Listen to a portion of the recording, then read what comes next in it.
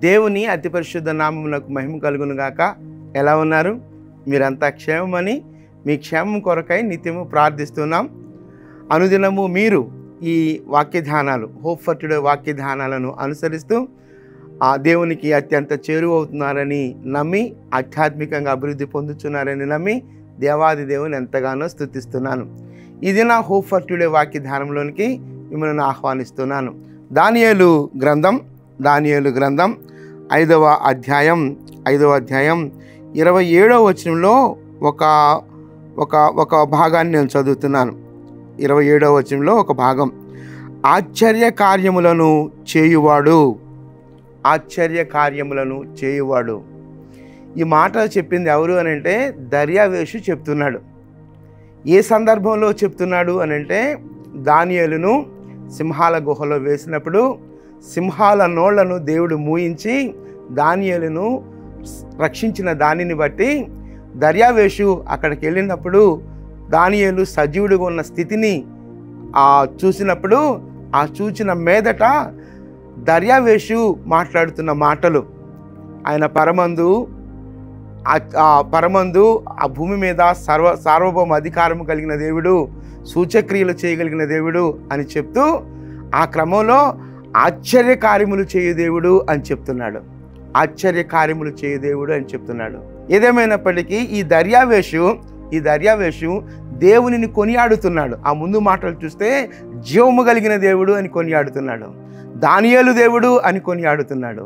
ఈ దేవుడు ఎలాంటి దేవుడు అని అంటే ఆశ్చర్య కార్యములు చేయు దేవుడు, సూచక క్రియలు చేయు దేవుడు అని కొనియాడుతున్నాడు. ఆ కొనియాడే వ్యక్తి దర్యావేషు దేవునిని ఎరిగినటువంటి వాడు కాదు. ఆ సందర్భానికి లేకపోతే ఆ సందర్భంలో దర్యావేషు దేవుని అలా కొనియాడడానికి గల కారణం దేవుడు చేసిన కార్యం, సింహాల నోళ్లను మూయించిన స్థితి.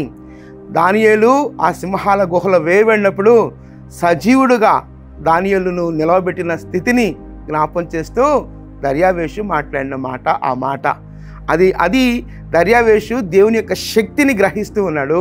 దర్యావేషు దేవుని యొక్క ఉన్నతమైన స్థితిని, దేవుని యొక్క గుణలక్షణాన్ని, దేవుని యొక్క ఆ శక్తి సామర్థ్యాలను గ్రహించిన మీదట అంటున్నాడు, ఆశ్చర్య కార్యములు చేయు దేవుడు అంటున్నాడు.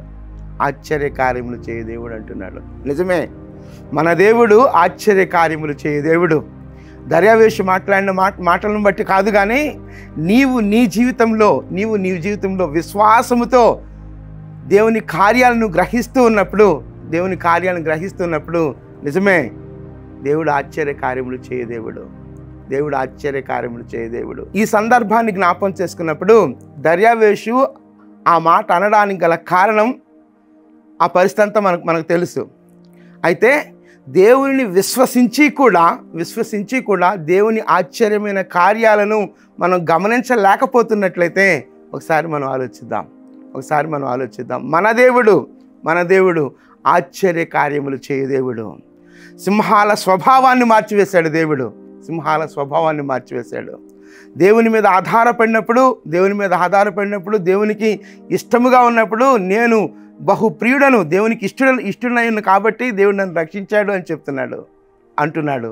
ఆ మాటను మనం గమనించినప్పుడు దేవుని సన్నిధిలో మనం ఆయనకి ఇష్టలంగా, ఆయన ఆలోచనకు అనుగుణంగా మనం ఉన్నప్పుడు పరిస్థితులను తారుమారు చేసే దేవుడు, స్వభావానికి విరుద్ధంగా కార్యాలు జరిగించే దేవుడు. ఇదిగో సింహాల స్వభావం నమిలి మింగివేయాలి దానియేలును, కానీ వాటి స్వభావాన్ని మార్చివేశాడు. మన దేవుడు ఆశ్చర్య కార్యములు చేయు దేవుడు. గమనిద్దామా? దేవుడు చేసే కార్యాలను ఆలోచిద్దామా? దేవుడు చేసే ఆశ్చర్య కార్యాలను గమనించి దేవుని స్తుతించగలిగే కృప దేవుడు మనకు అనుగ్రహించలాగిన ప్రార్థన చేద్దాం. ఇది ఇక్కడ దర్యావేషు దేవుని స్తుతిస్తున్నాడు. ఆ వచనాన్ని నేను ఒకసారి చదువుతున్నాను. ఆయన విడిపించువాడును రక్షించువాడునయ్యుండి పరమందును భూమి మీదను సూచక్రియలను ఆశ్చర్య కార్యములను చేయువాడు. ఆయనే సింహముల నోట నుండి ఈ దానియేలును రక్షించెను అని వ్రాయించాను. ఆయనే సింహముల నోట నుండి ఈ దానియేలును రక్షించెను. దేవుని కార్యాలను గమనిస్తున్నటువంటి దర్యావేషు పలికిన మాట ఆ మాట. కాబట్టి ఒకసారి మనం ఆలోచిద్దాం, మన దేవుని యొక్క గుణలక్షణాలను, మన దేవుని యొక్క స్వభావాన్ని గమనిస్తూ దినదినము ఆయనకు చేరువవుతూ ఆయన కృపలో మనం ఎదుగుదాం. ఆయన ఆశ్చర్య కార్యములు చేయ దేవుడు. నువ్వు ఏ స్థితిలో ఉన్నావో, ఏ స్థితిలో ఉన్నప్పటికీ ఆ ప్రతి పరిస్థితిని ఎరిగిన దేవుడు. ఆయన ఆశ్చర్య కార్యములు చేయ దేవుడు. ఆయన ఆశ్చర్య కార్యములు చేయవాడు. ప్రార్థన చేద్దామా? దేవా, నీవు ఆశ్చర్య కార్యములు చేయ దేవుడు ప్రభువా, నా జీవితాన్ని నీకు సమర్పించుకుంటున్నాను ప్రభువా అంటూ దేవుని సన్నిధిలో మనల్ని మనం సమర్పించుకొని ప్రార్థన చేద్దాం. ప్రార్థన. కృపగలిగిన దేవా, దయగలిగిన మా తండ్రి, మీ ఘననామానికి వందనాలు, స్తుతులు, స్తోత్రాలు చెల్లిస్తున్నాం ప్రభువా.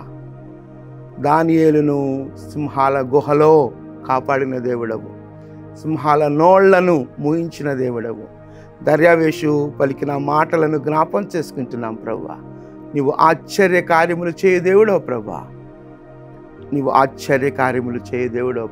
మా జీవితాలలో కూడా నా దేవా, నీవు ఆశ్చర్య కార్యములు చేయ దేవుడవు కనుక మిమ్మల్ని స్తుతిస్తున్నాము. నీవే జీవము కలిగిన దేవుడవు ప్రభువా. మీ నామాన్ని హెచ్చిస్తూ ఉన్నాం ప్రభువా.